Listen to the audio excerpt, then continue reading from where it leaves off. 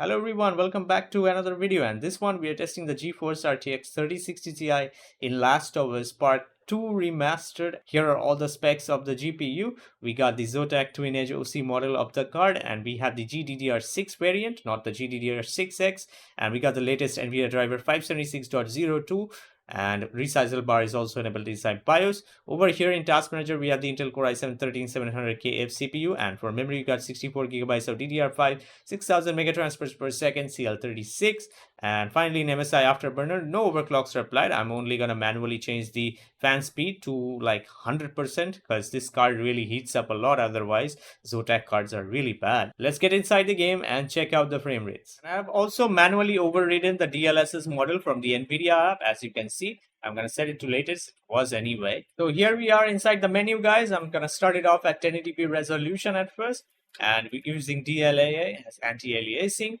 And for graphics settings, we are using the Digital Foundry's optimized settings for this game. And here's these settings. You can have a look pretty much. And also keep in mind, there's like an arrow here. You can open this up and there's going to be more settings in some of them. So here it is, except motion blur, everything else is pretty much with the optimized settings. So for motion blur, I have just turned it off, as you can see. So we are here in the jungle area, which is one of the most demanding areas of the game. And here we are getting pretty good FPS for like a 3060 Ti. We're getting 90 FPS pretty much.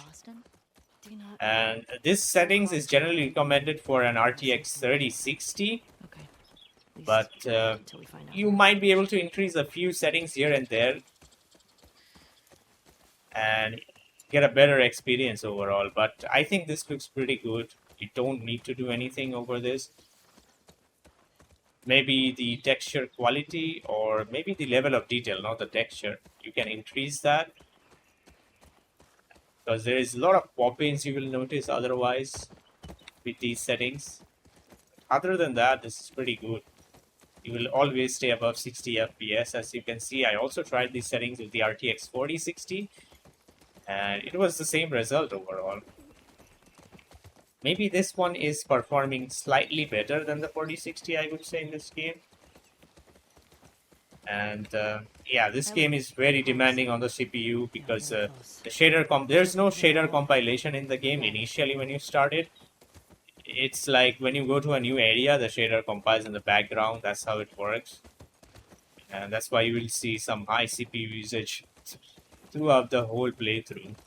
Now I have switched the resolution to 1440p using DLAA, and we're going to test the same settings, which is Digital Foundry optimized settings. So let's check this out in 1440p, and wow, we're getting 60 plus over here. Interesting.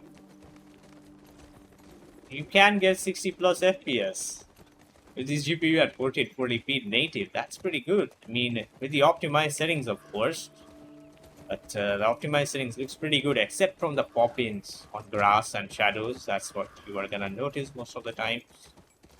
But if you play at 1080p, you can increase the level of detail settings, and those pop-ins will be way less.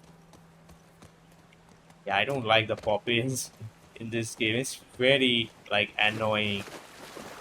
And we're dropping below 60 there for a second.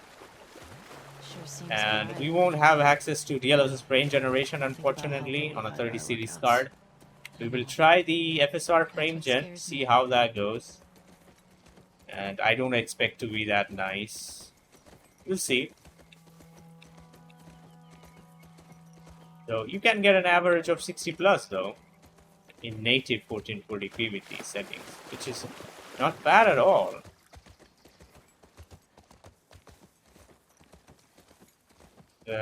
Look at the 0.1% and 1% low. They are so good in this game.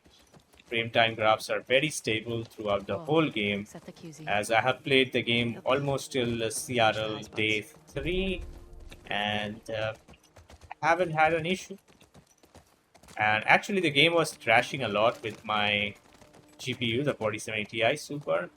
But it was probably the driver issue of the previous driver that was 572.83, I think. That's what was causing all the crash. But anyway, it's a quite good experience in 1440p. Let's try this with some DLSS quality.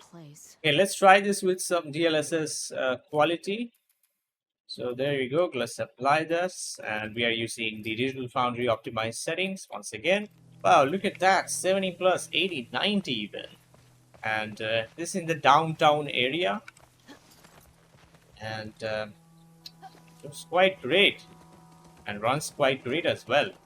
0.1% is at 61 when we just got started, but I think it will be around that much, pretty much, throughout the rest of the sequence. I mean, we are even touching 100. I mean, I would much rather play it this way with DLSS quality instead of native 1080p. And that's what you should do. This is not any next-gen title or anything, but it looks really good. Except the pop-ins. Like, yeah, you might be able to lower those or get rid of those a bit by turning the level of detail, the LOD. But it will still be there, unfortunately. But yeah, guys, this is very much playable experience with this GPU using the optimized settings. And I think I'm gonna try this at 4K as well. Let's try that. Okay, before we get into 4K, I'm gonna try FSR frame generation. So I'm gonna get rid of upscaling and turn on FSR FG. Okay, I already do not like the input lag there, and latency won't show up because we are not using DLSS FG, so that won't work. And yeah, it's not good, guys. I'm playing with mouse. We're getting 90 plus FPS. The input lag is horrendous for FSR frame gen. Like DLSS frame gen in this area with 90 plus FPS would be pretty much playable, but this is not playable. This is unacceptable. This input lag. Like you would need like 130 FPS when you are using FSR FG to make it unnoticeable or negligible, the input delay. Now we have moved on to 4K, and obviously this is not the target res for this GPU. 1080p is, 1440 might be, but not this. And we are using DLAA, and we're gonna use the Digital Foundry optimized settings yet again. Let's check this out at native 4K. And the 3060 Ti. Okay, it can get us 30 FPS. Wow, I wasn't expecting that. That is not bad, but yeah, look at the frame time now. Very stuttery now. Obviously, we do not have enough VRAM. Maybe lower the texture resolution. We can try that actually. Let me do that. Where is that? Texture quality. Set that to low. That might just work. Let's see. Well, yeah, that didn't help. It's still a stuttery mess. Maybe a tad bit better overall, but yeah, this is not playable. I mean, it is playable, but it's not smooth. That's what I mean. But nevertheless, 3060 Ti can get you 30 plus at 4K native, which is flawless, I would say. Let's try enabling some upscaling, which is DLSS, probably quality. Let's try that. And also with the texture quality, I'm going to move it back to like high settings, which was for Digital Foundry's optimized settings recommendation. Yeah, now that frame time is much more smooth like before. And we're getting 50. Sometimes there is that odd stutter here and there. Hold on. Yeah, there is that odd stutter here and there. But other than that, this looks pretty good. There it is again, that stuttering sequence. Maybe we need to switch to performance DLSS. Yeah, this is not gonna be nice. It's still dropping into 30. Wow, 28 then. Not sure what's going on. Let's go to performance DLSS. Since we are using DLSS 4, the transformer model, it should be pretty good performance DLSS. Yeah, still a stuttery mess as you can see with performance DLSS, unfortunately. So you should not expect, no one should expect like a 3060 Ti to do 4K in modern titles. But frame rate is pretty good. It's just that stutter over there in the frame time. VRAM is not even maxed out yet. I don't know what's causing this. But yeah, guys, so I think that will be it for 4K, I guess. So we are back at 1080p resolution using DLAA, and this time we're using the very high preset, and I'm only gonna change the motion blur, which I'm gonna turn it off. There we go. And depth of field, I'm gonna make it to cinematic only. Those two are the changes I'm gonna make. And as you can see, close to 60 FPS. It even touches 60. But I think sometimes it will drop below like 60 in fighting sequence, in action sequences.